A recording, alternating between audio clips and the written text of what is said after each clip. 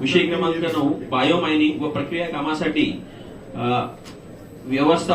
प्रकल्प व्यवस्थापन सल्लागार म्हणून messrs All India Institute of Local Self Government यांची नियुक्ती करण्यास व येणाऱ्या खर्चास प्रशासकीय मान्यता मिळण्याबाबत विचार विनिमय करून निर्णय घेणे. मला वाटतं प्रशासनाने थोडीशी माहिती दिली तर सर्वांना बरं पडेल. थोडी माहिती द्या.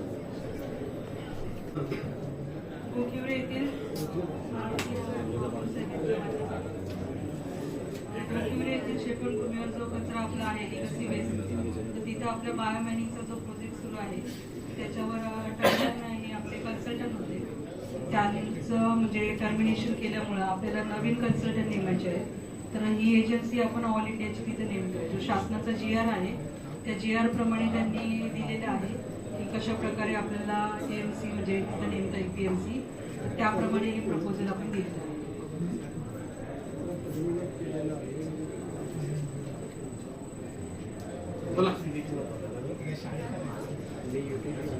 सन्माननीय महापौर महोदय,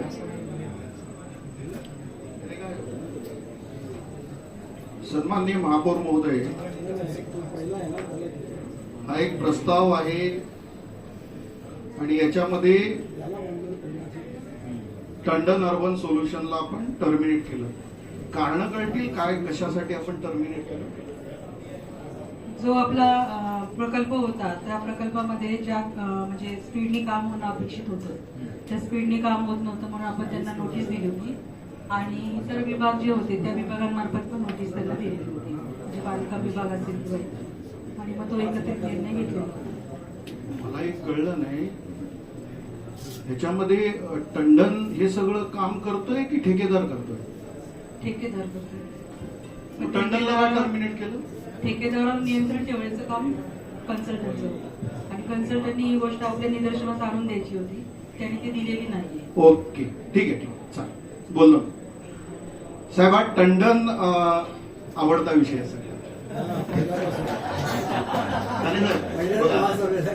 साहेब. हा टंडन मला वाटतं आपल्या माथी 2010-11 पासून बसले दोन, आणि हा पर्टिक्युलरली हा जो विषय आहे घनकचरा, याच्यामध्ये सोनं पिकतं. आम्ही उगाच तो सोनं फेकून देतो अशा पद्धतीचा विषय आहे साहेब. 2013 पूर्वी आपला हंजर बायोटेक तो आपल्याकडे या घनकचऱ्यावरती काम करत होता. 250 रुपये आपण त्याला टिपिंग चार्जेस देत होतो. तो इनर्ट रेमिनंटचा एक प्लांट चालवत होता. तो नोव्हेंबर 2013ला जळाला जे काय असेल. मधल्या काळात केवळ टिफिंग होत होतं, परंतु इनंट रेमिनंट जे काढायचं आहे ते काही त्या प्रोसेस होत नव्हतं. नंतर मग सॅटेलाइट सिटीच्या अंतर्गत आपल्याकडे निधी आला आणि मग साधारणतः त्यावेळेला 31 कोटीचा एक प्रोजेक्ट बनला, ज्याला सायंटिफिक लँड फिलिंग आपण म्हणून SLF. कारण केंद्र सरकारचे आणि राज्य सरकारचे आपल्यावरती खूप सारे प्रेशर होता की तुम्ही हा जो कचरा आहे, घनकचरा आहे, हा प्रोसेस करा, त्याच्यामुळे प्रदूषण वाढतं आणि त्यामुळे या सगळ्याला, आणि मग शहर स्वच्छ आणि चांगल्या पद्धतीचं व्हायचं असेल तर मग आपण हे केलं पाहिजे. आता हा SLF प्रोजेक्ट बनवला हा टंडनने. आता हा प्रोजेक्ट ऍक्च्युअली सुरू व्हायला पाहिजे होता 2013ला, परंतु 2-3 वेळेला ती बीड झालं, टेंडरिंग झालं, कोणी आलं नाही. आणि त्यानंतर मग खिलारी इन्फ्रानी आपल्याकडे एक प्रपोजल दिलं, 3 जणांनी दिलं. त्याच्यापैकी खिलारीला आपण सगळ्यात कमी म्हणजे जास्ती म्हणजे काय म्हणतात की बीड पेक्षा 25% जास्त या पद्धतीने आपण त्याला काम दिलं आणि ते 23,48,00,000 रुपयाचं होतं. आणि त्यावेळेला साधारणतः आपलं लिगसी वेस्ट म्हणजे जो कचरा डम्पिंग झालेला हा 1,00,000 टनाचा होता. आणि ते त्यांनी आपल्याला, आणि त्यावेळेला साधारणतः 400 ते 500 टनाच्या आसपास आपला कचराही बनत होता दररोजचा. हे सगळं प्रोसेस करून त्याला सायंटिफिक लँड फिलिंग करायचं होतं. आणि हे सायंटिफिक लँड फिलिंग करताना त्याच्यातला सगळ्यात मोठा जो मुद्दा होता किंवा सगळ्यात महत्वाचा जो विषय होता तो इनर्ट रेमिनंट प्रोसेस करण्याचा. तो प्लांट 2013 सालीच जळाला नोव्हेंबर मध्ये. पण तो प्लांट ऍक्टिव्ह नसताना हा जो काही खिलारी होता, खिलारी इन्फ्रावाल्यांनी तो कचरा जो होता तो फक्त असा पसरवला 6.5 एकर मध्ये. त्याच्यावरती मल्चिंग पेपर नाही, प्लास्टिक पेपर टाकला आणि त्याच्यामुळे 2013 ते 2016 आणि 2016 ते 2019 या दोन्ही सीएजीच्या ऑडिट मध्ये त्याच्यावरती दोन्ही वेळेला रिमार्क आहे. 2013 ते 16 मध्ये त्यांनी सांगितलं की हा एसएलएफ आयडल आहे, म्हणजे त्याचा काही उपयोग नाहीये. आणि 16 ते 19च्या याच्यामध्ये सीएजीच्या ऑडिट मध्ये तर त्यांनी थेट सांगितलं की हा अनफ्रुटफुल आहे, म्हणजे हा सगळा पैसा वाया गेलेला आहे. त्याच्यासोबत त्यांनी काही गोष्टी आयआयटी पवईच्या संदर्भातल्या, म्हणजे त्यांचा जो आयआयटी पवईचा जो रिमार्क होता त्याच्यामध्ये त्यांनी काही गोष्टी आयआयटी पवईने पण आपल्याला करायला सांगितलेल्या त्यांच्या ऑडिट मध्ये, की ज्याच्यामध्ये विशेषतः हे जे लिचेट आहे, म्हणजे आपण जर समजा कचरा डंप केला तर त्याच्यातनं जे काही पाणी निघतं, सांडपाणी लिचेट, ते आजूबाजूच्या परिसरात पसरतं ते आणि त्याची खूप मोठा त्रास आहे. तर ते लिचेट प्रोसेसिंग त्याच्यासाठी काम करणं, लिचेट साठी मशीन तयार करणं, त्याच पद्धतीने एमआरएफ मटेरियल रिकव्हरी फॅसिलिटी याचा प्लांट बनवणं, हे सगळं अपेक्षित होतं. आणि हे न झाल्यामुळे हा जो काही एसएलए प्रोजेक्ट आहे हा अनफ्रुटफुल आहे अशा पद्धतीचा रिमार्क होता. नंतरच्या काळात काय झालं की त्या एसएलएफ वरती आता परत कचऱ्याचा डोंगर उभा राहिला. कन्सल्टंट कोण?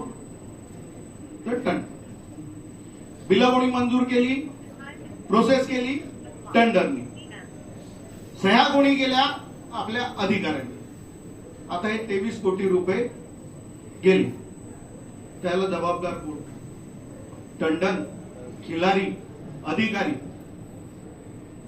त्याच्यानंतर महापालिकेने एक आपला निर्णय घेतला की आपण स्वतःच हे सगळं आपण स्वतः प्रोसेस करू.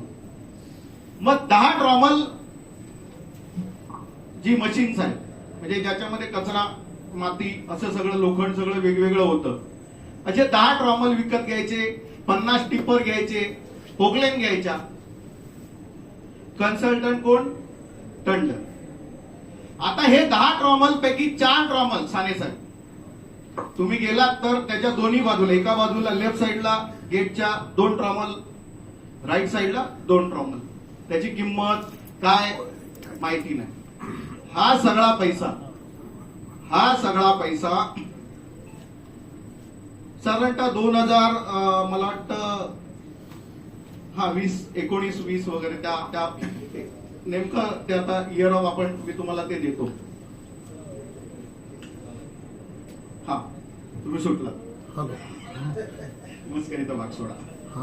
तर हे ट्रॉमल, टिपर, पोकले पडू नये.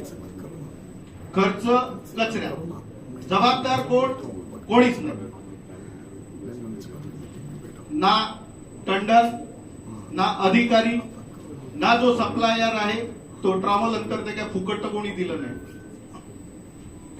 आता त्याच्या पुढे आल्यानंतर आणि ह्या सगळ्यांमुळे 2020 साली आपल्याला एमपीसीबीने फाईन सुरू केला, एनजीटी आणि एमपीसीबीने. का केलं? तर आपण एसडब्ल्यूएम 2016 फॉलो केलं नाही. एसडब्ल्यूएम 2016-2018 पर्यंत इम्प्लिमेंट होणं अपेक्षित होतं, आपण ते फॉलो केलं नाही. 2020 पासून आपल्याला दर महिन्याला 10 लाख रुपये एनजीटी, 10 लाख रुपये एमपीसीबी, दोघांचा फाईन सुरू आहे. त्यानंतर साहेब डिसेंबर 2023 ला आपला साई युटिलिटी सोबत करार झाला.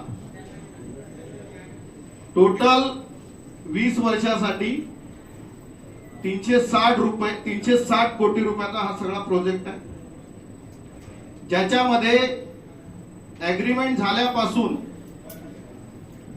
9 महिन्यामध्ये 40% जो कचरा होता त्याचं बायोमायनिंग करायचं होतं. त्यानंतर 9 महिन्यामध्ये 40% आणि त्याच्यानंतर 6 महिन्यामध्ये 20%, राहिलेलं 20%, म्हणजे टोटल 24 महिन्यामध्ये हे सगळा जो लिगसी वेस्ट आहे हे प्रोसेस करायचं होतं. आता लिगसी वेस्ट किती, तर त्यावेळेला 15 लाख मेट्रिक टन. खिलारीने जे आपल्याला साई युटिलिटीने जे आपल्याला बिल दिलंय त्याचं म्हणणं आहे की मी 2025 पर्यंत 4,70,000 मेट्रिक टन एवढा कचरा मी बायोमायनिंग केलं, प्रोसेस केला, त्याचं मला बिल द्या. कन्सल्टंट होता टंडन, तिन्ही मिळून 39 कोटी रुपये हा साई युटिलिटीला आपण दिले.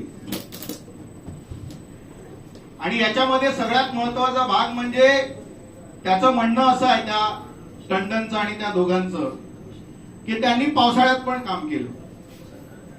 आता पावसाळ्यामध्ये त्या कचऱ्याच्या डोंगरामध्ये ते आमचे साहेब भोईर साहेब पॉसिबल आहे का पण त्यांनी पावसाळ्यामध्ये पण शाळेत आपल्याकडे रोडवर झाडू नाही का मारत, गटारांना काय साफ करायचं? तुम्ही कसं म्हणता ना असं? त्यामुळे त्यांनी सांगितलं की मी 4,70,000 मेट्रिक टन एवढा कचरा मी स्वच्छ केला. त्याच्यापैकी दालमिया सिमेंट चंद्रपूर आणि अल्ट्राटेक राजस्थान या दोघांना 1,09,000 मेट्रिक टन RDF. सुरुवातीला मला पण कळला नाही तो रिफ्यूज टेराइड फ्युएल, हे जे प्लास्टिक आहे ना, हा RDF. आणि मग 1,09,000 मेट्रिक टन त्यांनी तो कचरा जो काही पोचवला तो त्यांना फ्री दिला, पण आपल्याला 835 रुपये चार्ज केले परत पर टन 835 रुपये. आणि राहिलेला जो काही होता त्याच्यामध्ये सुद्धा आपल्याला त्यांनी 835 4,70,000 मेट्रिक टनचा त्यांनी आपल्याला 835 रुपयापर्यंत आपल्याकडे बिल घेतलं. ते आपण 39 कोटी रुपये आपण त्याला दिले. कन्सल्टंट आता याच्यामध्ये साहेब हा जो काही MRF तयार करायचा होता, हा MRF मटेरियल रिकव्हरी फॅसिलिटी हा एका वर्षाच्या आतमध्ये करायचा होता, म्हणजे डिसेंबर 2023 ते डिसेंबर 2024, डिसेंबर 2025, आणि आता 2.5 वर्ष झालं. त्या MRF फॅसिलिटीची वीट पण नाही, ते 2 असे डग ठोकले. आता याच्यामध्ये आता जवळपास 11 लाख मेट्रिक टन कचरा लिगसी वेस्ट त्या ठिकाणी आहे. 2 वर्ष होऊन गेली साहेब. रोज आपला 1200 मेट्रिक टन नवीन कचरा त्या ठिकाणी डंप होतो. आणि हा सगळा जो प्रोसेस आहे 2 वर्षामध्ये करायचा होता. याच्यामध्ये आता त्याचं काही मशीन वापरले आहेत ना साहेब, 40 टनाच्या 3 मशीन आहेत, त्या 2009च्या, आणि ज्या दगड खाणीच्या मशीन आहेत ना, ते ट्रॉमल, ते सॅग्रिगेशन. आता दगड खाणीची जी काही मशीन आहे, तो दगडाचं वजन आणि आपल्या लिगसी वेस्ट कचऱ्याचं वजन, म्हणजे आजच्या घडीला मी तिकडे स्वतः जाऊन आलो. आता साहेब याच्यामध्ये अजून एक MSW याचा जो सॉलिड वेस्ट मॅनेजमेंटचा जो विषय आहे SWMचा, त्याच्यामध्ये त्यांनी एक आपल्याकडे पद्धत दिली आहे. तुम्हाला जर हा जर काही कचरा बायोमायनिंग करायचं असेल तर त्याच्यामध्ये त्याच्या अगोदर तो असा खोदून मोकळा करावा, त्याच्यावरती एक विशिष्ट केमिकल वापरावं, म्हणजे तो बायोडिग्रेडेबल, त्याच्यामध्ये जेवढी काही माती बनेल ती, आणि त्याच्यानंतर तो प्रोसेस तो सगळा सॅग्रिगेट करावा. याच्यामध्ये कुठेही ही केमिकल प्रोसेस होत नाही. थेट तो उचलतो, त्याच्यामधून तो प्लास्टिक बाहेर काढतो, माती बाहेर काढतो, सगळं. आता त्याच्यामध्ये तो काय सांगतोय की एका मेट्रिक टनला 20 किलो निघतो, कुठे 40 किलो निघतो सांगतो, तर दोन प्रत्येकाची वेगवेगळी. आता मे 2025 पासून त्या ठिकाणी इन आउट काय झालं, आता आपला कॉन्ट्रॅक्ट आहे त्याच्यामध्ये 16 नंबर जो काही क्लॉज आहे त्याच्यामध्ये त्यांनी एक शेड्यूल ठेवायचं आहे की तुमचं रोजचं मटेरियल किती बाहेर जात आहे, काय काय जात आहे, आतमध्ये काय येत आहे, असा कुठलाही रेकॉर्ड त्या ठिकाणी उपलब्ध नाही. मी स्वतःही त्या ठिकाणी जाऊन आलो. आता ज्या वेळेला आम्ही गेलो त्याच्यानंतर ज्या वेळेला त्याला सांगितलं की प्लास्टिक सिमेंट फॅक्टरीला शेवटचं कधी गेलेलं, तर ते मे 2025 ला. त्याच्यानंतर तो रोज प्रोसेस होते, पण त्या ठिकाणी प्लास्टिक ज्या म्हणजे तो त्याचं म्हणणं असं होतं की मी जवळपास 2000 मेट्रिक टन रोज प्रोसेस करतोय, परंतु प्रत्यक्षात त्या ठिकाणी तुम्ही बघितलं साहेब तर 18 तास मशीन चालून सुद्धा जेमतेम 600 मेट्रिक टन, म्हणजे आपण जे काही 1200 टन आणतोय 600 टन.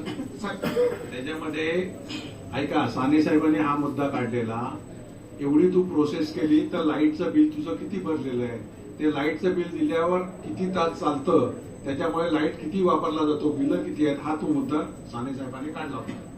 बरोबर आहे.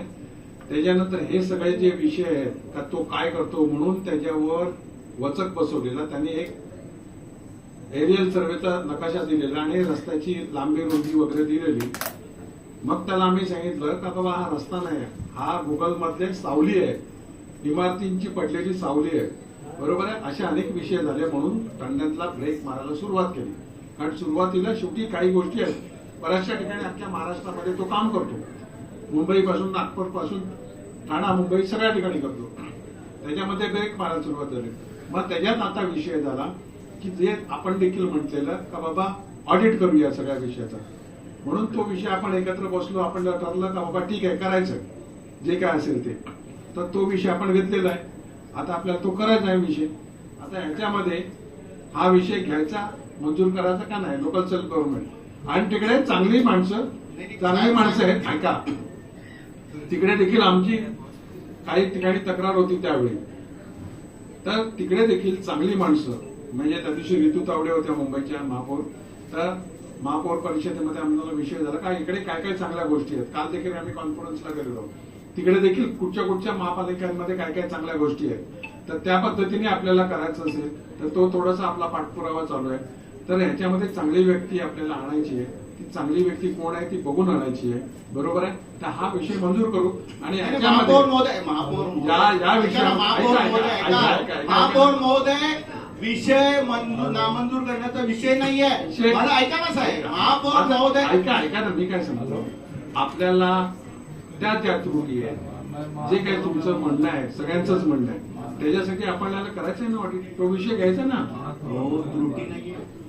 रेकॉर्ड बघा, आपला आपण जो अभ्यास केलेला आहे सगळ्यांनी. महापौर महोदय ऐका ना माझं पूर्ण, त्रुटी आहेत ना त्या दुरुस्त करता नाही, त्रुटी म्हणजे ज्या काही चुका आहेत, त्रुटी चोऱ्या झालेल्या आहेत, त्रुटी चुका ह्या दुरुस्त करता येतील. गुन्हे माफ करायचे नाही, माफ कशाला म्हणून थोडं ऐका, म्हणून या विषयावरती ऐका. आपण आहे ना, म्हणून आपण हा विषय आहे ना, ऐका विषयावरतीच बोलतोय, हे खंडनीच केलंय. पुढे ऐका तर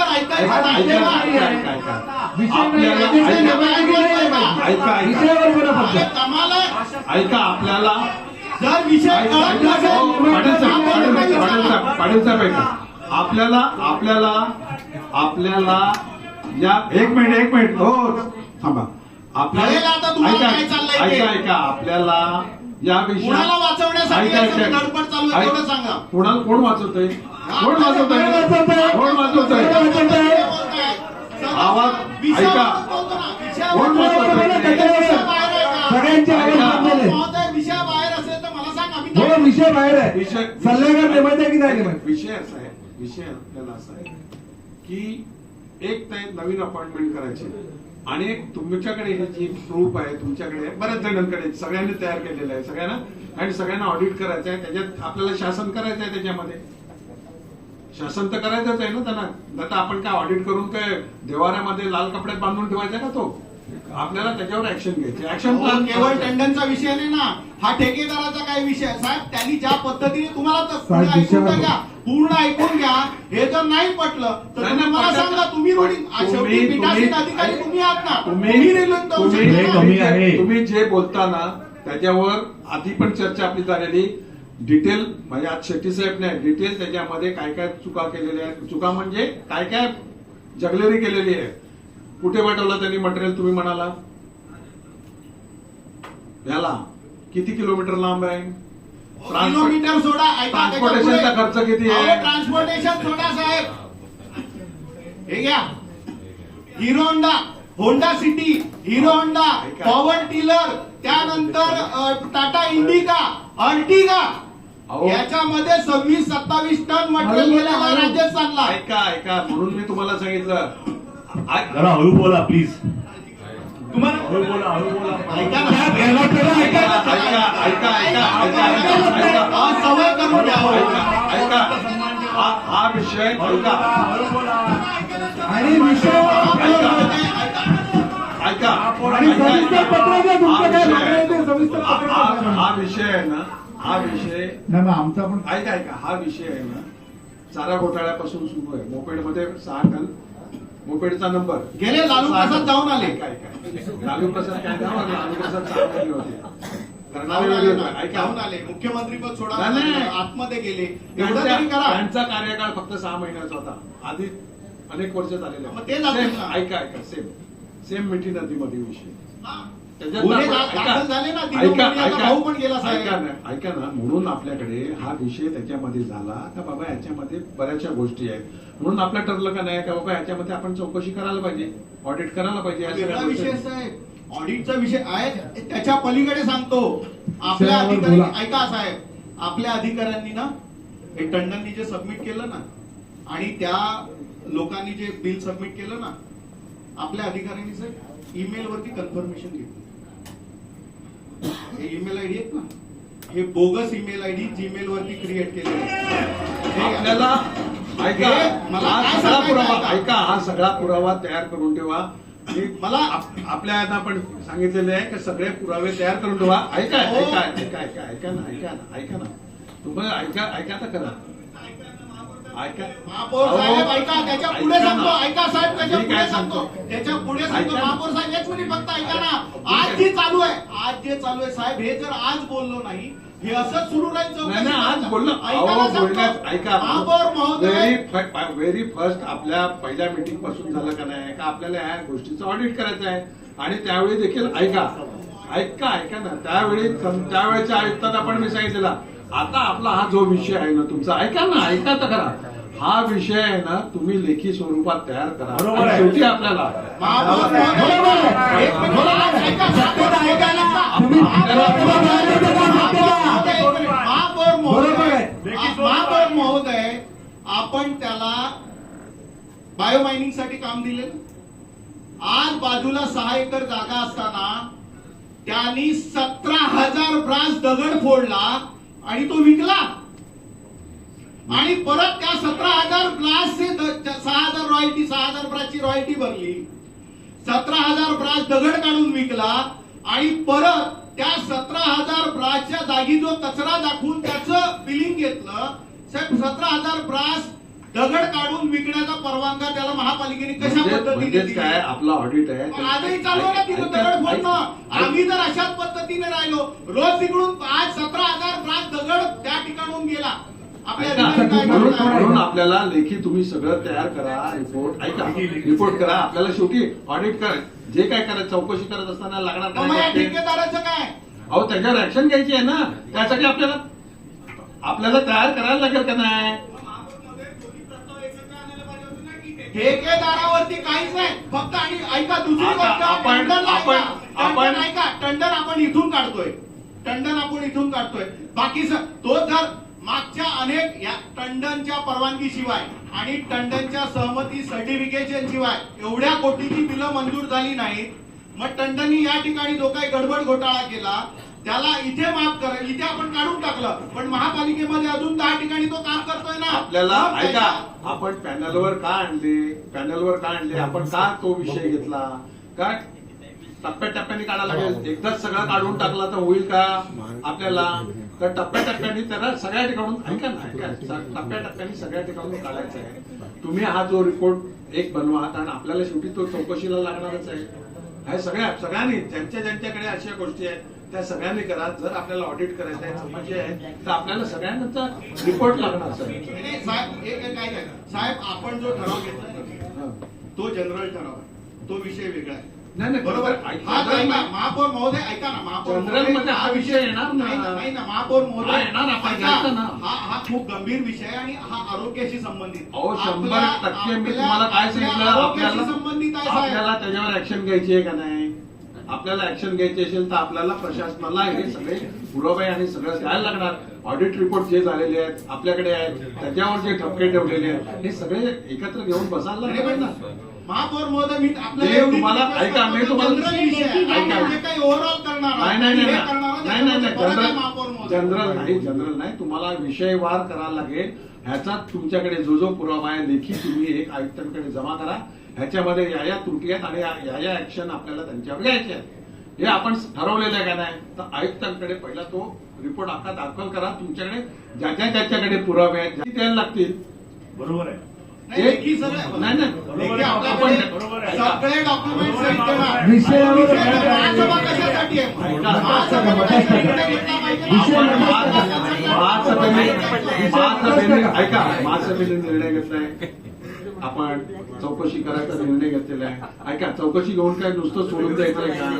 तर त्याच्यावर शेवटी ऍक्शन प्लॅन कशावर बनेल? चौकशीवर होईल. चौकशी कशावर होईल? तर आपण जे पुरावे देतो त्याच्यावर चौकशी होणार.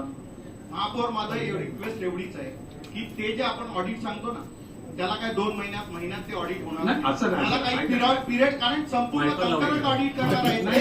त्याला वेळ लागणार. हा विषय अत्यंत गंभीर आहे. हा तुमच्या आपल्याला माहिती- स्पेशली वेगळा घ्यावा लागेल. तुमच्या माहितीसाठी सांगतो, ज्यावेळी तुम्ही हा रिपोर्ट सगळा तयार कराल, ज्या तुमच्याकडे प्रत्येकाकडे माहिती आहे ती आयुक्तांकडे दिल्यानंतर त्याच्यावर ऍक्शन काय घेणार ते त्यांना सांगायला लागणार का नाही? आपण तो प्रश्न विचारू ना त्यांना, त्याच्यावर ऍक्शन काय घेणार ते बरोबर, विषय लेखी द्या. लक्षात नाही थांब. तर आपल्याला ऐका तुम्हाला नाही आता सेम तुला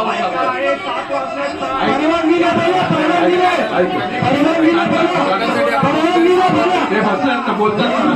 ऐक ना बाबा, अरे बाबा आपल्याला पाटील साहेब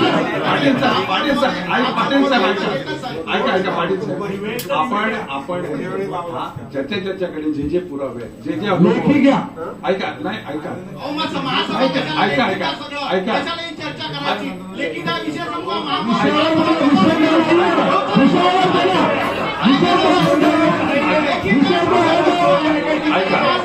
याला आपल्याला पाटील साहेब याला आपल्याला ऑप्शन काय माहिती? तुम्ही हा साधा प्रश्न विचारला असता का बाबा हे असं झालेलं आहे आणि याच्यावर आपण काय कारवाई केली, एवढ्या चोऱ्यात आहे बरोबर आहे. त्यांनी उत्तरं तुम्हाला दिली नसती, एक तर उत्तरं द्यायला लागली असती. तर आपण प्रश्नोत्तराला तो घेतो ना.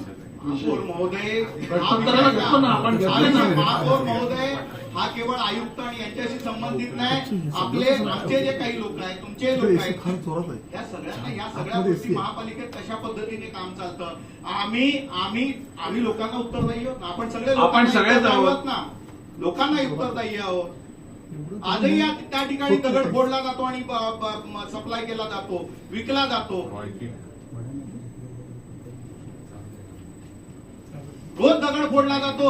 आता तर काल त्यांनी मला माहिती दिली की 2000 ब्रासची पैसे भरले, त्याची पण मला रॉयल्टी येईल. बघा आपण 2000 ब्रासची रॉयल्टी घेतली, 5000 ब्रास आपण त्या कोर्टात स्टे आहे म्हणून बाकी आपल्याला त्या ज्या ऍक्शन घ्यायच्या आहेत, ज्या कायदेशीर ऍक्शन घ्यायच्या त्या घ्यायच्या आहेत.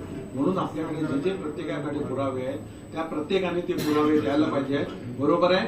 आणि तुम्हाला मी सांगतो का ह्याच्यावर हे दिल्यानंतर आयुक्तांना त्याच्यावर प्रशासनाला ऍक्शन घ्यायला लागणार आहे. नाही आता जो दगड ज्या पद्धतीने विक्री होते नाही थांबणार आहे की नाही? ऐका, दगड कोण फोडत असेल तर त्याच्यावर गुन्हे दाखल करा. तुम्हाला दिला ना साहेब, मी स्वतः जाऊन आलो तिकडे 500 ब्रासात दगड पडलेला बाजूला. चौकशी करा, दगड कोण फोडत असेल त्याच्यावर गुन्हे दाखल करा. एकत्रच करतोय तो साईड आहे ना, रॉयल्टीचे आहे ना. ऐक, त्याने बघा, तुम्ही चौकशी करा, तो दगड का फोडतो, कशासाठी फोडतो, त्याचं कारण काय आहे, त्याला परवानगी दिली, ऐका. आणि फोडलेला दगड त्यांनी बाजूला ठेवला का, त्यांनी विकला तर आपल्या परवानगीशिवाय विकला का, हे चौकशी करायची आपल्याला. साहेब मी तुम्हाला त्याच्यात सांगू, सॉरी माफ करा, अपडेट करतो. त्याचं म्हणणं असं होतं की मला आरडीएफ लावण्यासाठी, एमआरएफ लावण्यासाठी जी 5 एकर जागा पाहिजे होती ती नव्हती, म्हणून मी डोंगर तोडला. आता बाजूला 6 एकर जागा वेकंट आहे.